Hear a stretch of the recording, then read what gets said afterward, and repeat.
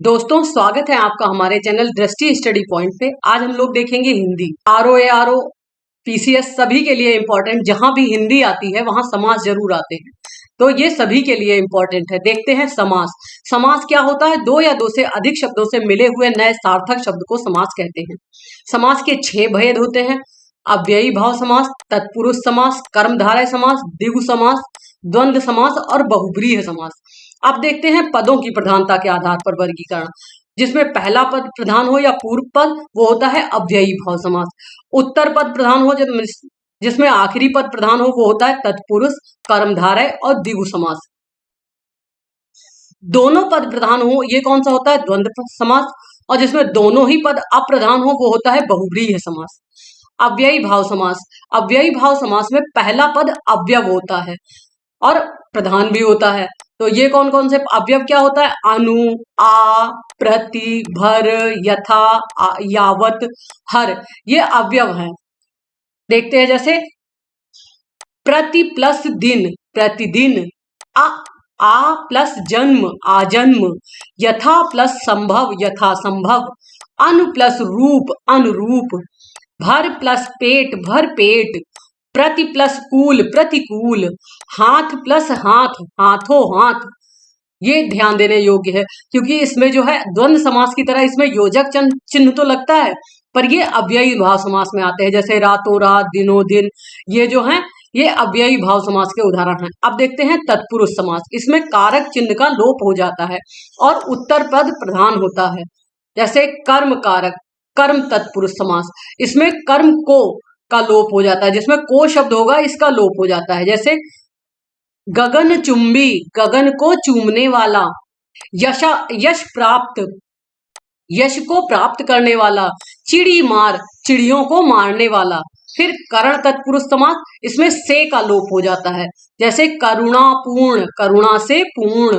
रेखांकित, रेखा से अंकित। सूर रचित, ये देखिए यहाँ पर द्वारा लगा है, लेकिन द्वारा जो है ये से ही संबंधित है। जैसे सूर द्वारा रचित या सूर से रचित, मतलब सूर ने ही इसे बनाया, लिखा है ना, तो इसे कहेंगे सूर रचित। ये क्या हुआ? ये भी करण तत्पुरुष समास है। फिर है संप्रदान के लिए। संप्रदान तत्पुरुष समास में के लिए का लोप हो जाता है। जैसे प्रयोगशाला, प्रयोग के लिए शाला। यज्ञशाला, यज्ञ के लिए शाला। हथकड़ी, हाथ के लिए कड़ी। इसमें के लिए कारक का लोप हो जाता है। फिर देखते हैं अपादान।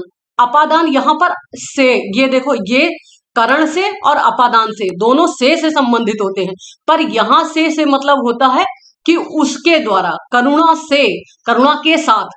यहाँ से जो होता है अलग के लिए होता है। जैसे पतझड़, पतझड़ में पत्ता जो है पेड़ से अलग हो गया, आप दोबारा उसे नहीं लगा सकते, उसी तरह वही होता है, ये से अलग होने के लिए होता है।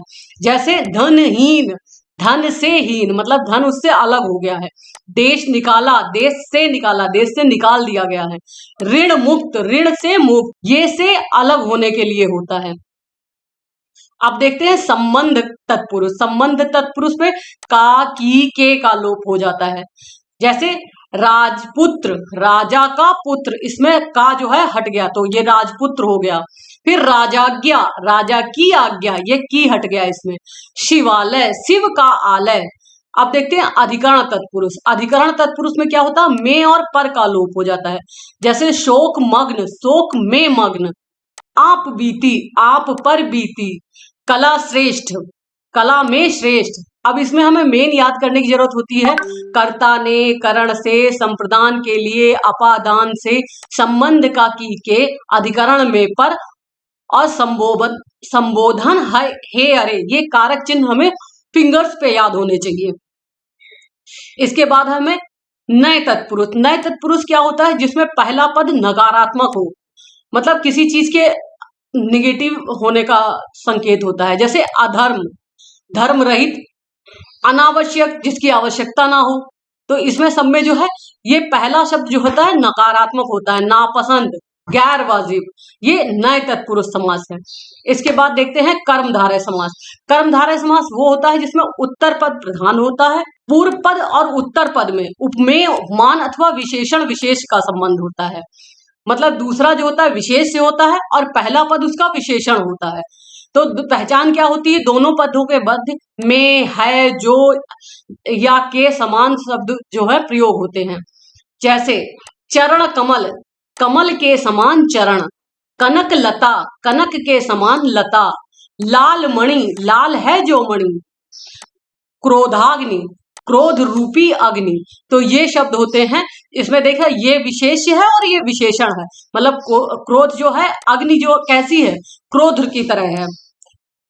तो ये इसमें विशेषण विशेष या उपमान उपमेय का संबंध होता है। अब देखते हैं द्विगु समास। द्विगु समास में क्या होता है, पूर्व पद संख्यावाचक होता है, मतलब गिनतियां होंगी पहले पद में। जैसे सप्त सिंधु, 7 सिंधुओं का समूह, दोपहर, 2 पहरों का समूह, त्रिलोक, 3 लोकों का समूह, सप्ताह, 7 दिनों का समूह। ये हुआ द्विगु समास। द्विगु समास में पहला पद हमेशा संख्यावाचक होता है। फिर देखते हैं द्वंद्व समास। द्वंद्व समास क्या होता है, जहां द्वंद्व का मतलब क्या होता है, द्वंद्व का मतलब होता है लड़ाई, मतलब जहां दोनों ही पद जो है समान हो। अगर 2 इक्वल लोग होंगे तो उनमें बराबरी का ही वो होगा हमेशा, तो इसमें दोनों पद ही प्रधान होते हैं। इसकी पहचान क्या होती है, इसमें पहचान होती है बीच में योजक चिन्ह लगा होता है, इसे कहते हैं, ये होता है योजक चिन्ह। ये इन दोनों शब्दों के बीच में योजक चिन्ह लगा होगा, वहां पर द्वंद्व समास होता है। जैसे अगर हमें द्वंद्व समास में देखा जाए, माता पिता, तो दोनों इक्वल हैं। अगर किसी दूसरे की नजर में अपने उसमें देखा जाए तो माता पिता में से दोनों श्रेष्ठ कौन है, नहीं कहा जा सकता, इसीलिए इसमें जो है दोनों ही पद प्रधान होते हैं। जैसे नदी नाले, नदी और नाले, ठंडा गरम, ठंडा या गरम, देश विदेश, देश और विदेश, ये क्या है, द्वंद्व समास। अब देखते हैं बहुव्रीहि समास। बहुव्रीहि समास क्या होता है, जहां दोनों ही पद अप्रधान हो और तीसरा कोई ही पद बन जाए। जैसे लंबोदर, लंबा है उदर जिसका या जिनका, लंबा है उदर जिनका, मतलब जिनका पेट लंबा है वो कौन है। अगर ऐसे कोई हमसे कहे तो हमारे दिमाग में तुरंत एक छवि आती है कि ये गणेश जी हैं। तो यहाँ पर ये दोनों ही पदों का कोई मतलब नहीं बचा, हमें एक तीसरा ही पद हमारे दिमाग में बन गया। इसी तरह है प्रधानमंत्री, मंत्रियों में प्रधान है जो। चंद्रमौली, चंद्रमा जिसकी मौली पर है।